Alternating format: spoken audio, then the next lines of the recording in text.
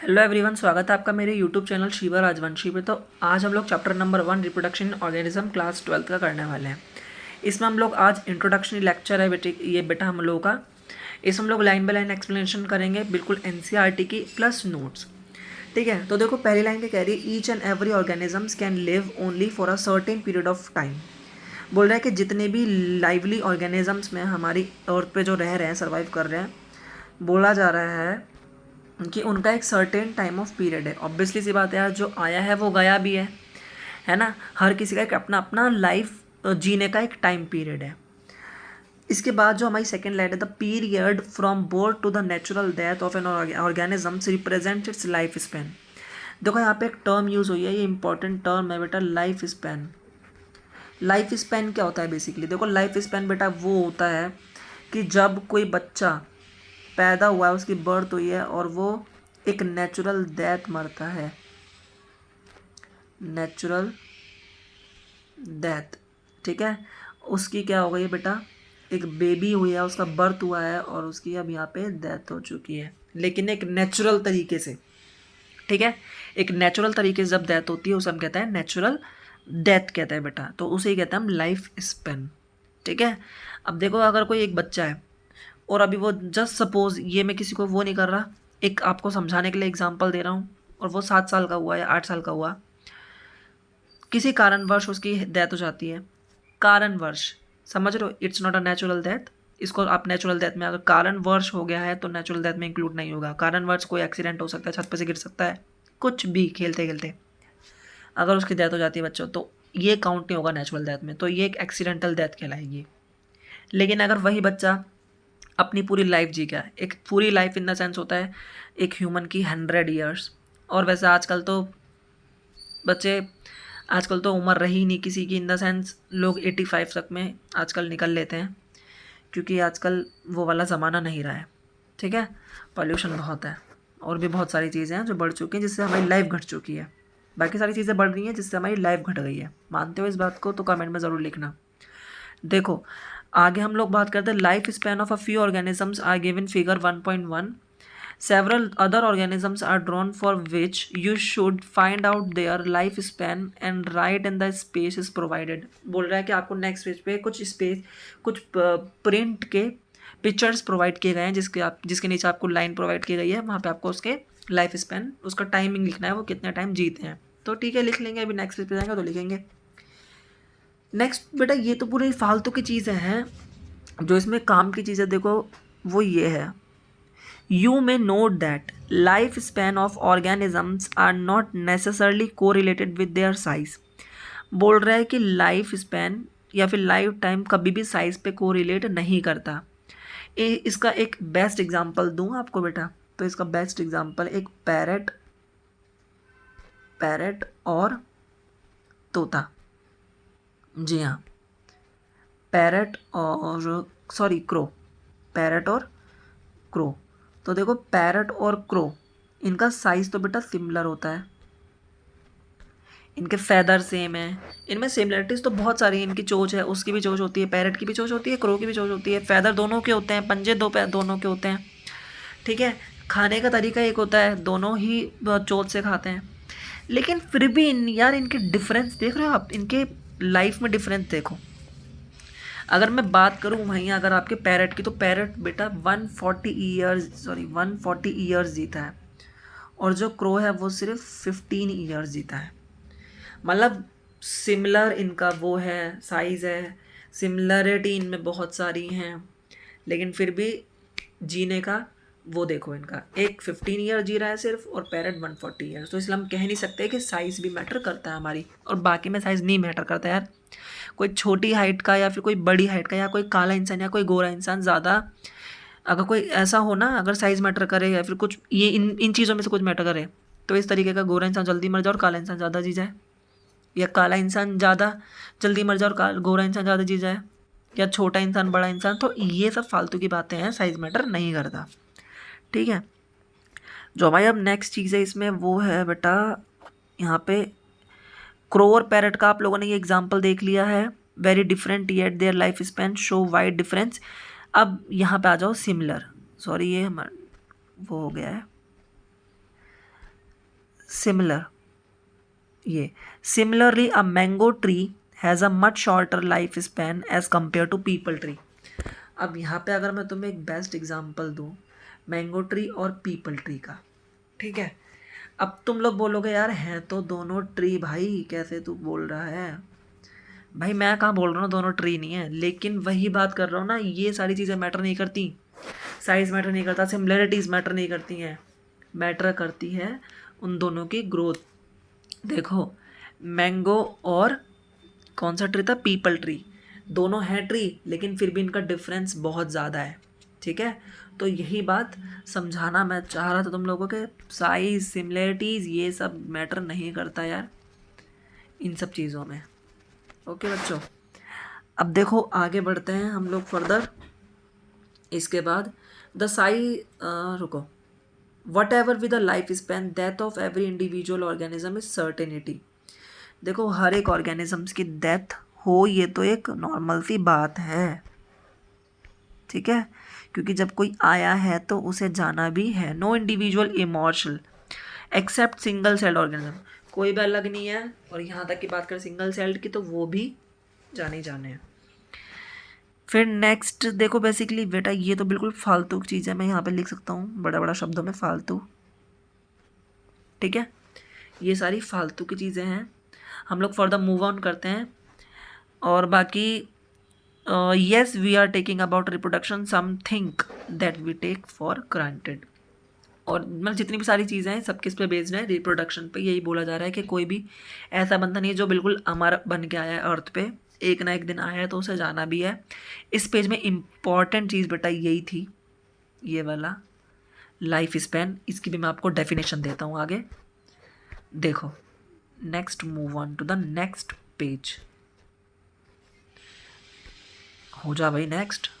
हाँ देखो बेटा ये रहा, अभी जो हम पीछे नेक्स्ट पढ़ के आए हैं इंट्रोडक्शन, उस पहले पेज का देखो इधर उसके नोट्स लिखे हैं, क्योंकि वो एनसीईआरटी है, वो नीट के लिए मैंने उसमें जो इंपॉर्टेंट था वो पढ़ा दिया। लेकिन अब भैया बाकी भी अगर तुम नीट्स के शॉर्ट नोट्स बनाते हो, जो भी बनाते हो इंट्रोडक्शन के, तो यहाँ से बनाओ, ये सारी चीज़ें लिख लो। रिप्रोडक्शन का, तो reproduction is the process in living organism that ensure continuity of life. Obviously यार रिप्रोडक्शन बेसिकली क्या होता है, चैप्टर रिप्रोडक्शन इन ऑर्गेनिज्म है, तो रिप्रोडक्शन क्या होता है बेसिकली, ये इंश्योर करता है कंटिन्यूटी ऑफ लाइफ। मानते हो इस बात को, continuity of life in the sense कि मैं हूँ, मेरे बच्चे होंगे, मैं मर गया उनके बच्चे होंगे, वो मर गए उनके बच्चे होंगे, वो मर गए, तो this is the continuity of life, ठीक है। ये एक बायोलॉजिकल प्रोसेस होता है, ये एक बायोलॉजिकल प्रोसेस होता है, give rise to young ones. और ये देखो रिप्रोडक्शन बेसिकली क्या, सिमिलैरिटी शो करता है ना, अपने जैसे यंग वंस को। मेंढक का बच्चा इंसान नहीं होगा, ना इंसान का बच्चा मेंढक होगा, मेंढक का बच्चा मेंढक होगा, इंसान का बच्चा इंसान होगा, तो दिस इज द सिमिलैरिटी, ठीक है। आई होप आप लोग समझ रहे हो इस चीज़ को। नेक्स्ट चीज़ है अपना हमारी लाइफ स्पैन, मैंने अभी बताया पीछे लाइफ स्पैन, उसकी अगर आपको डेफिनेशन लिखनी है तो आप यहाँ से लिख सकते हो बढ़िया तरीके से, period from birth to the natural death of an organisms represent. अब देखो इसको समझो लाइफ स्पैन के तौर पे, देखो एक बर्थ हुआ, बेबी बर्थ हुआ, उसकी ये है बेटा पूरी लाइफ स्पैन, मतलब देखो बीच में कोई भी एक्सीडेंटल चीज़ नहीं है, बंदा पूरा बचपन से लेके बच्चा जो है अब बूढ़ा डंडी पकड़ लिया उसने यहाँ पे, एंड देन अब इसकी डेथ हो जाए, वो भी बिना एक्सीडेंट के, ना अभी कोई बीमारी हो इसे, अब इसकी डेथ हो जाए, जब सपोज ये इसकी डेथ हो गई है, टपक गया, तब जाके ये नेचुरल डेथ कहलाएगी। क्या कहलाएगी, नेचुरल डेथ, ठीक है बच्चा पार्टी, ये होगी नेचुरल डेथ कहलाएगी उसकी। और अगर हम वही बात करें, अगर हम इसकी वही बात करें कि एक मिनट,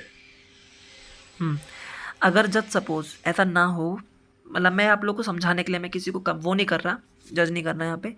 देखो अगर कोई बच्चा है 7 to 8, जब सपोज ये ड्राइंग वाला बच्चा है, ये 7 to 8 ईयर का हुआ, और खुदा ना खास्ता इसके क्या हुआ भाई, कोई एक्सीडेंटल मौत हुआ इसकी यहीं पे, तो ये क्या नेचुरल डेथ कहलाएगी, बिल्कुल भी नहीं, ये एक एक्सीडेंटल डेथ कहलाएगी।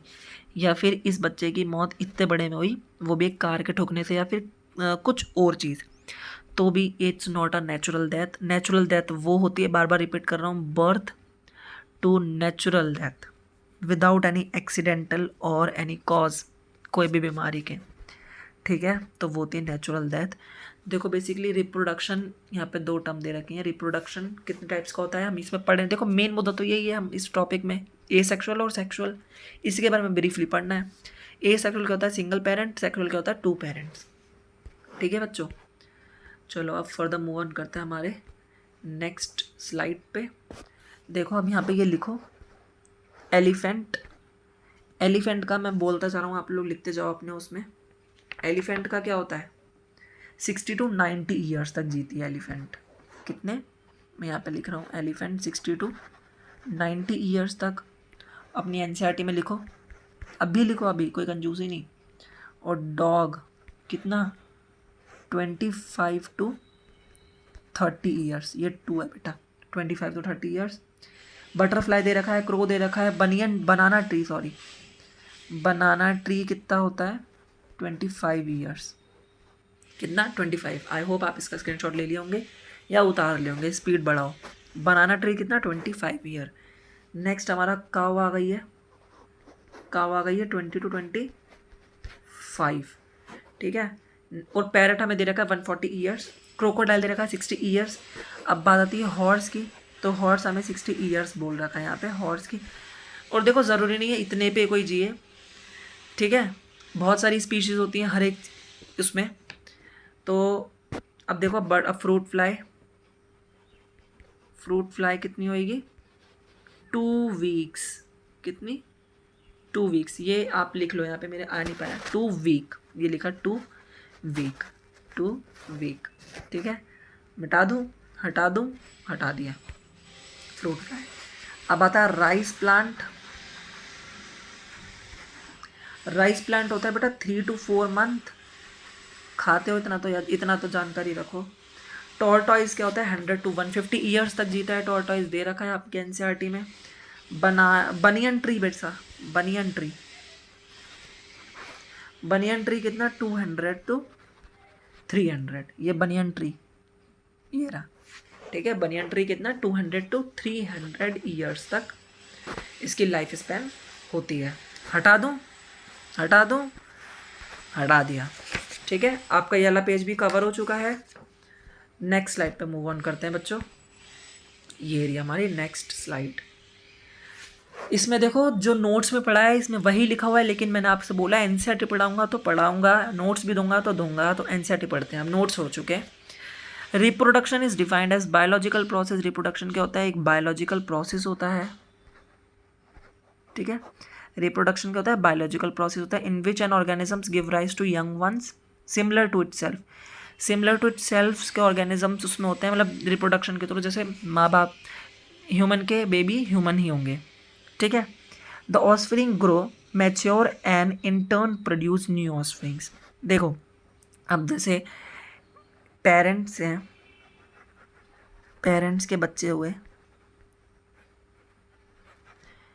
लेकिन यही बच्चे बाद में क्या बनेंगे, पेरेंट।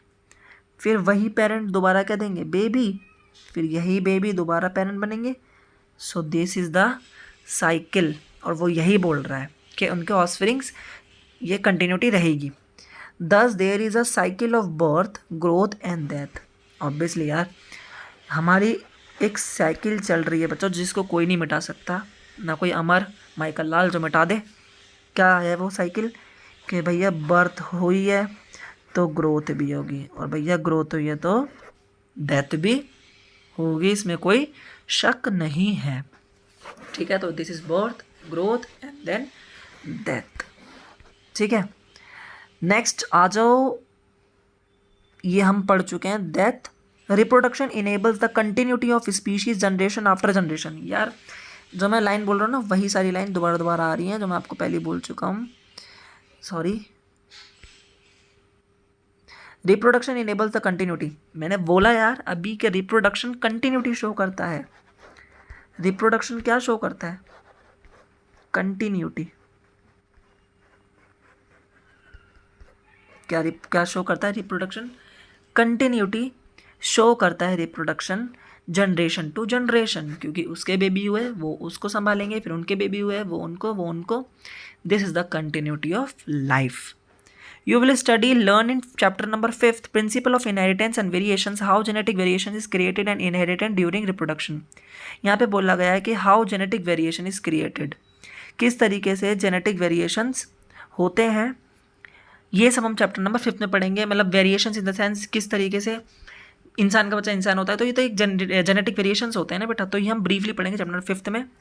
नेक्स्ट हमारे पास ये आ गई है, there is a large diversity in the biological world and each organism has evolved its own mechanism to multiply and produce offsprings. यहाँ पे बोला गया कि इतनी लार्ज डाइवर्सिटी हमारी बायोलॉजिकल वर्ल्ड में, और हर एक ऑर्गेनिजम्स का एक अपना खुद का मैकेनिज्म है जो कि प्रोड्यूस करते हैं ऑफस्प्रिंग्स. ठीक है.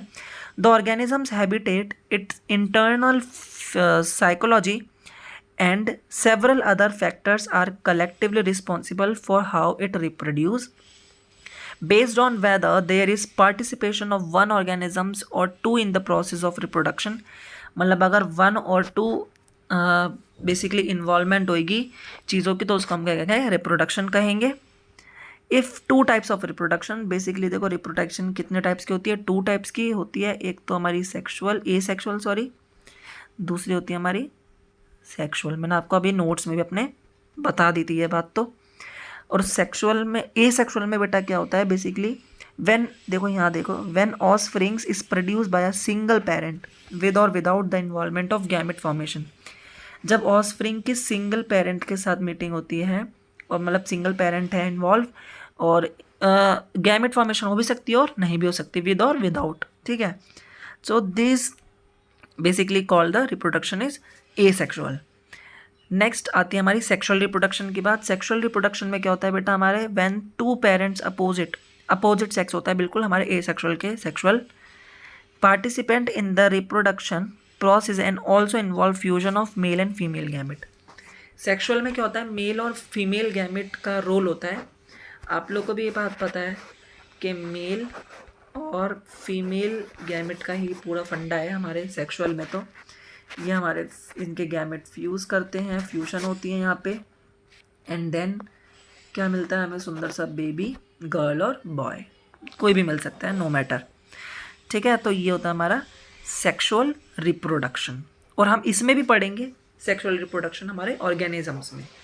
ठीक है. तो लेकिन इतना जान लो कि एसेक्सुअल में वन और सेक्सुअल में दो चीज़ों का इन्वॉल्व होना ज़रूरी है. तो देखो बेटा, यहाँ पे आप लोग का ये लेक्चर ख़त्म होता है, क्योंकि मैंने आपको पहले ही बोला था ये एक इंट्रोडक्टरी लेक्चर है. इसके बाद हम फर्दर नेक्स्ट वीडियो में हम पढ़ेंगे एसेक्सुअल और sexual reproduction briefly, NCERT with notes, NCERT line by line with notes. ठीक है. एक बार आपको नोट शो करा देता हूँ मैं. अगर आपने स्क्रीनशॉट नहीं लिया होगा तो आप इसको स्क्रीनशॉट ले लीजिएगा. ये रहे हमारे प्यारे से नोट्स सिर्फ इंट्रोडक्शन के. ऐसे ही अगली वीडियो में आपको जब एसेक्सुअल पढ़ाऊंगा तो उसमें समझाऊंगा लाइन बाय लाइन, और उसमें आपको नोट्स दूंगा इसी तरीके से. तो thank you so much for watching my video बच्चा पार्टी. अगर आपको मेरी वीडियो पसंद आई हो तो प्लीज़ इसको लाइक करना, शेयर करना, और मेरे चैनल को सब्सक्राइब करना, लाइक करना, शेयर करना. ठीक है बच्चा party. Thank you so much. Bye bye बच्चों.